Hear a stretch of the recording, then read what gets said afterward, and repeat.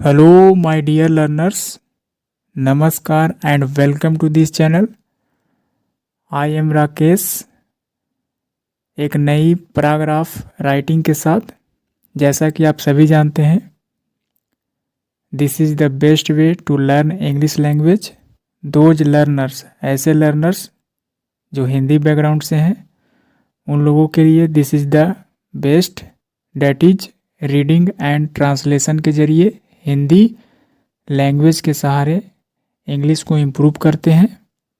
तो आइए इंग्लिश में लिखे इस पैराग्राफ को हिंदी में समझते हैं।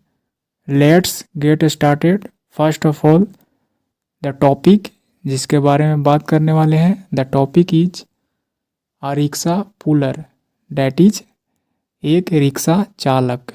रिक्शा चलाने को इंग्लिश में पुल द रिक्शा कहते हैं। यहाँ पर a rickshaw puller that is rickshaw को खींचने वाला, यानी कि रिक्शा चालक जो रिक्शा को चलाता है। So let's move on the first paragraph. I am going to read and translate into Hindi. The life of a rickshaw puller is very hard. कहा जा रहा है कि एक रिक्शा चलाने वाला इंसान की जो लाइफ होता है, उसका जो जीवन होता है, इज होता है वेरी हार्ड, बहुत ही मुश्किल, बहुत ही कठिन होता है। हीज लाइफ, इज यानी कि रिक्शा चलाने वाले इंसान का लाइफ, हीज लाइफ यानी कि उसका लाइफ इज होता है या है, इन फैक्ट वास्तव में, रियल में, वास्तव में, वेरी मिजरेबल बहुत ही दयनीय, बहुत ही दुखी भरा, दुखद होता है। कह सकते हैं बहुत ही दयनीय स्थिति होता है, उसका लाइफ जो है रियल में बहुत ही दुखद होता है। He lives by the sweat of his brow. कहा जा रहा है कि वह जीता है, यानी कि वह अपने लाइफ को कैसे जीता है, by the sweat of his brow. The sweat of one's brow का मतलब होता है अपने खुद की कमाई, अपने पसीने की कमाई से वह अपने जीवन को जीता है। स्वेट इट मीन्स पसीना।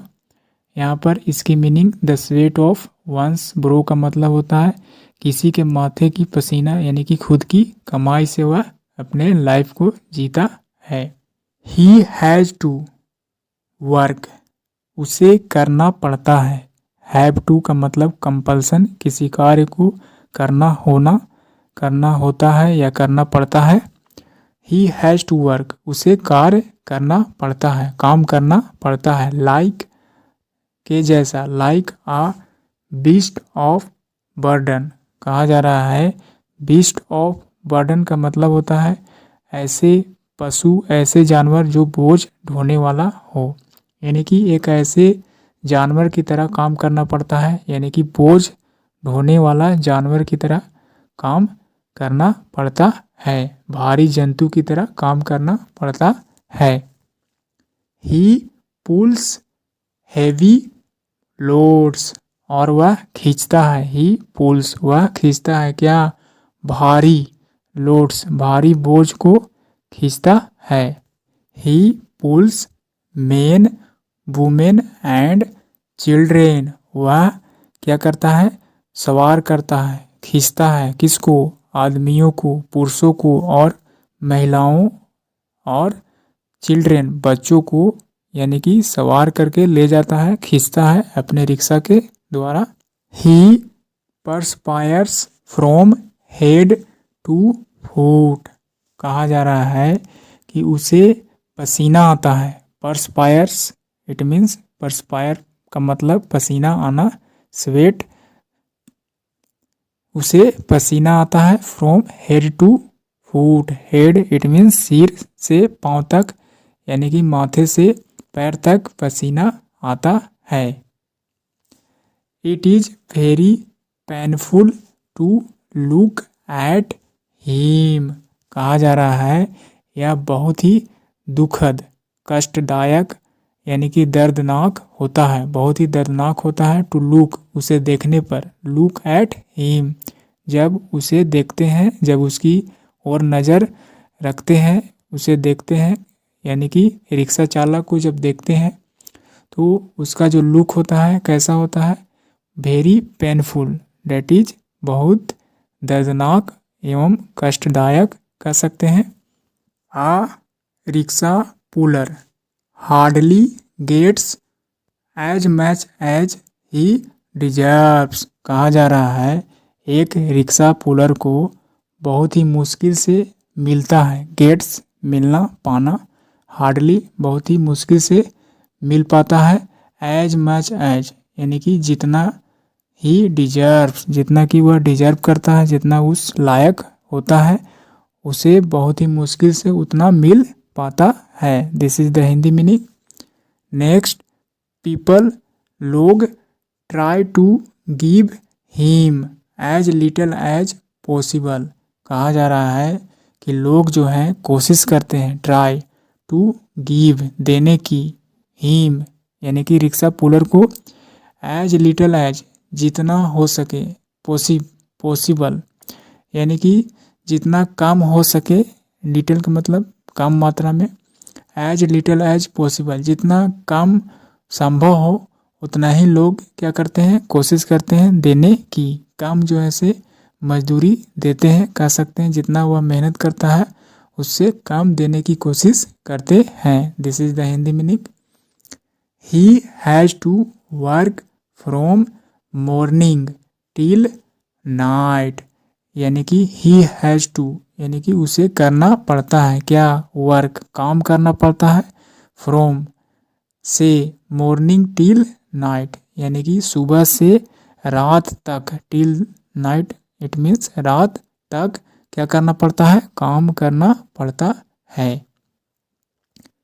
Even then he gets very little to eat, यहाँ तक कि ही गेट्स उसे मिलता है बहुत ही छोटा, वेरी लिटिल यानी कि बहुत ही कम मात्रा में, टू ईट खाने को मिलता है। इट मीन्स जितना वह काम करता है उसके मुताबिक उसे बहुत ही कम जो है से मात्रा में खाने को मिलता है। ही इज इन रैक्स, कहा जा रहा है कि वह कैसा दिखता है, यानी कि वह किस हालत में रहता है, इन रैक्स फटे पुराने कपड़े, टॉर्न टैटर्ड यानी कि ऐसे चिथड़े कपड़े में रहता है, यानी कह सकते हैं रैक्स का मतलब टॉर्न क्लोथ्स, फटे पुराने कपड़े, यानी कि वह इस हालात में रहता है। इट इज सैड, यह बहुत ही दुखद की बात है।